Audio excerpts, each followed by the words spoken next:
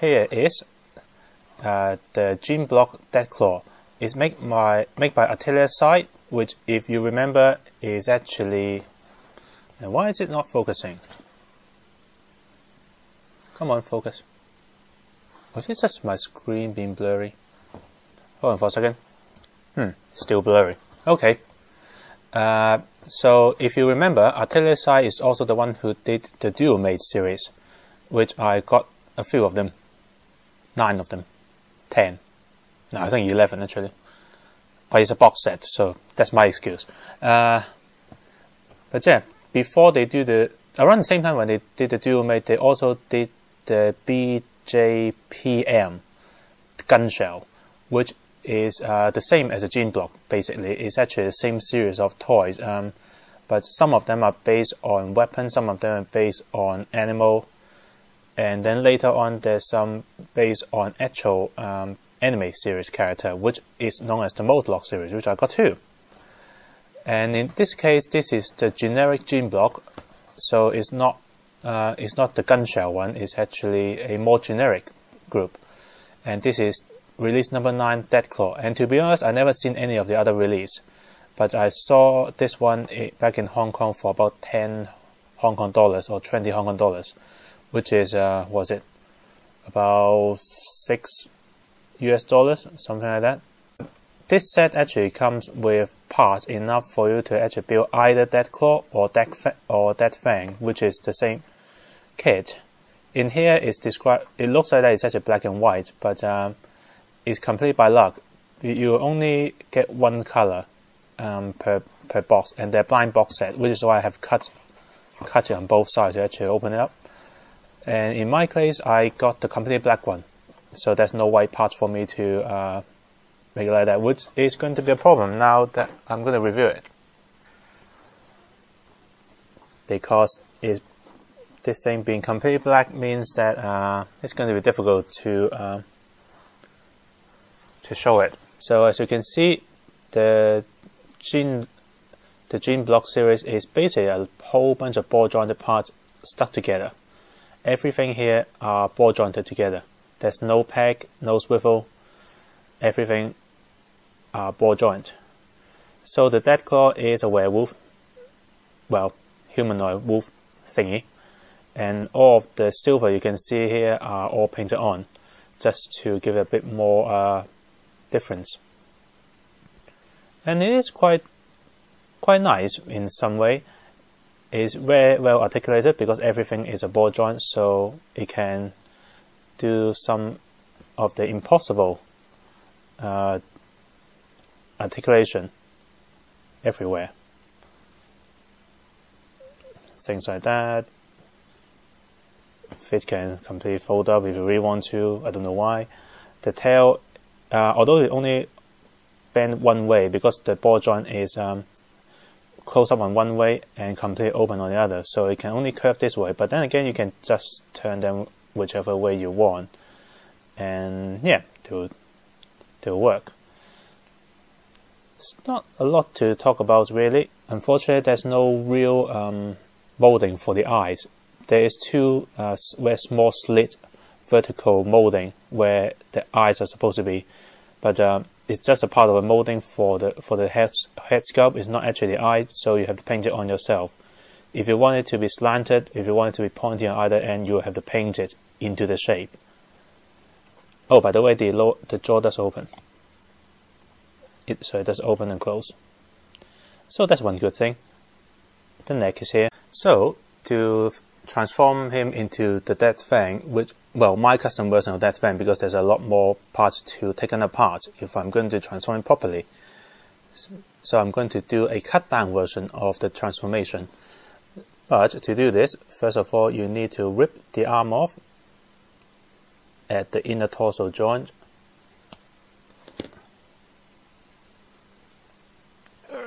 Come on.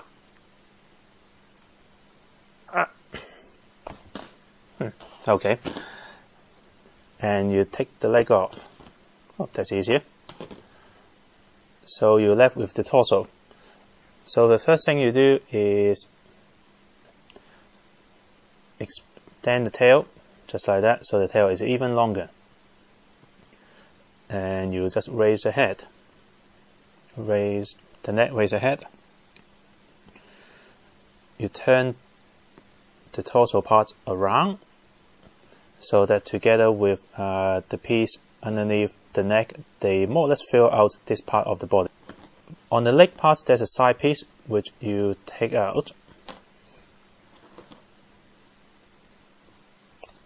and the rest of the limbs you put them away.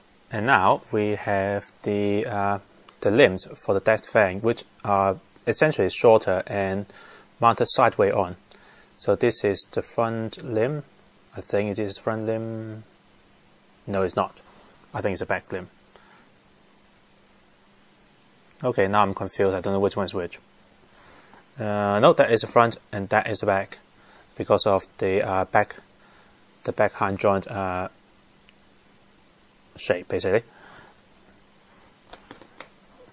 So these are all of the limbs. So let's assemble them back together. First of all, these two pieces, which will form the main thigh volume of that Fang. So the two pieces that were taken off from the back limb in dead claw mode, now you plug them in on the side, and you attach the rest of the back limb onto it. So now you got the back leg. I think that part of the reason I like this thing is because it's really resemble the Bionicle series, which I like. Okay, and now the front limb, instead of plugging to the instead of plugging to this joint, we are actually now plugging it onto more towards the backpack.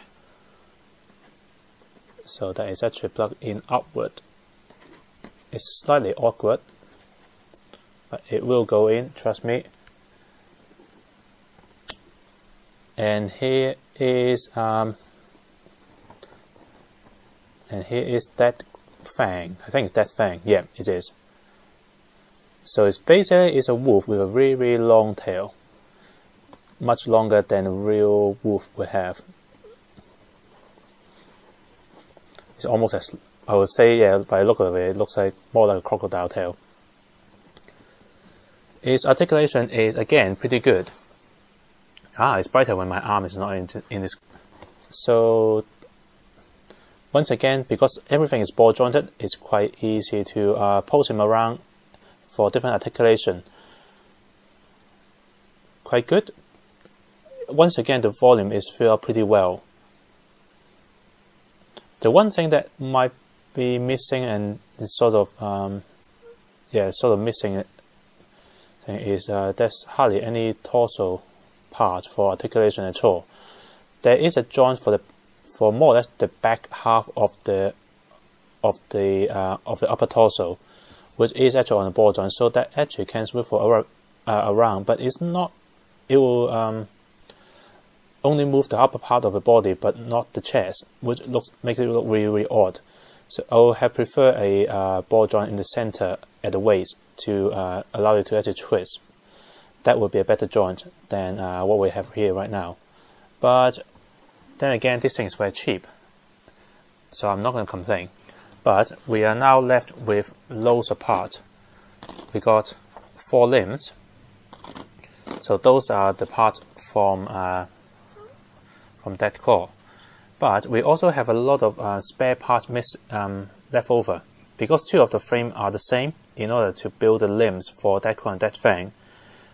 But on each of the frame is also a set of parts to build that claw, which means that we have double the amount of torso part, but not enough parts to actually build a whole dead claw by itself.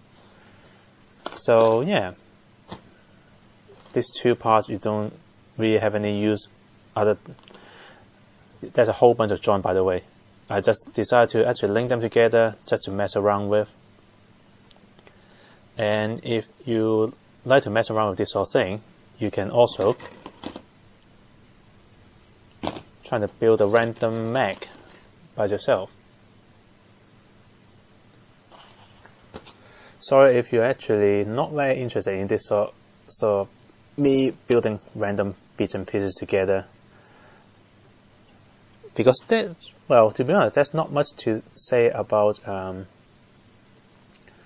the gene-block line. They are a bit like Lego, basically. What you can do with them is exactly how, what your imagination can take you.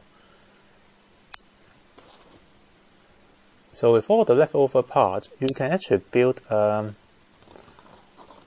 sort of mag with really long limbs, with a big shoulder pad, and no head, except I decided to turn the upper torso upside down and use that as a head of some sort. Can you actually see it? There you go. Yeah, something I'm actually pretty proud of it once I actually managed to get it together.